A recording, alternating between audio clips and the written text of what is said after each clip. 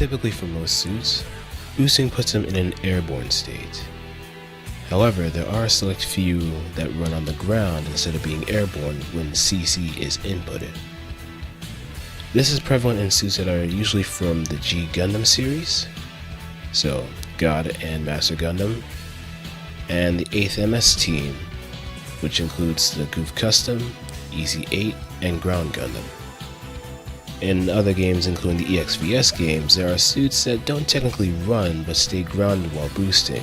For example, X Divider and H3 Fortress. These suits are classified as ground runners, and as their name suggests, their main source of movement involves them running on the ground as their form of locomotion. I would suggest for new players to refrain from touching these suits and get used to the regular boost dashing suits before moving on to the ground runners.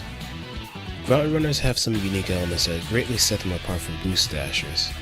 One critical element is braking. Braking happens whenever you use C on the ground. It's pretty much the stop animation for all ground runners, which carries momentum, an important bit to mention here, which will be referenced later. However, it is preferred that you avoid that brake animation, as it leaves you open for any attack if you do nothing, and your boost does not completely recover until the animation is completed. Another element, which may be prevalent in some suits in other games, but would be an ideal thing to keep an eye out for, is a descending acceleration. Some suits, when accelerating in the air, will move downward instead of staying airborne during a boost dash. This may be ideal for suits on maps with high inclines to reach the ground faster than other suits to gain ground. Now, I previously mentioned that braking carries momentum while grounded. The momentum aspect carries onto a great variety of actions, while also covering your braking animation with something defensive or offensive in the process. You are still at risk, as you're still sliding on the ground from the braking animation, but you are less in danger if you're mindful of your boost, and depending on what attack you end off with.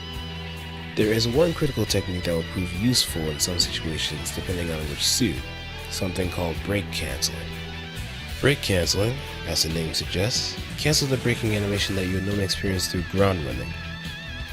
This method completely kills the momentum of your running animation, but in return puts you in a safer position to evade or defend. With suits like EC8 and Ground Gundam, you can use your weapon switch to either lessen or cancel the momentum of your movement. However, the most efficient method is using step before the brake animation even starts. Ground runners may have a tough time in a game where everybody can take to the skies with greater mobility, but that doesn't mean they're forced to follow the rules they're given. One thing I neglected to mention is that stepping makes you airborne, and with that knowledge you can boost dash normally to go somewhat toe-to-toe with the competition. Always be mindful of your suit's loadouts, capabilities, and limitations, and see how well you can optimize them in combination with your movement options. They may help you greatly in turning the tide of battle, so be careful out there.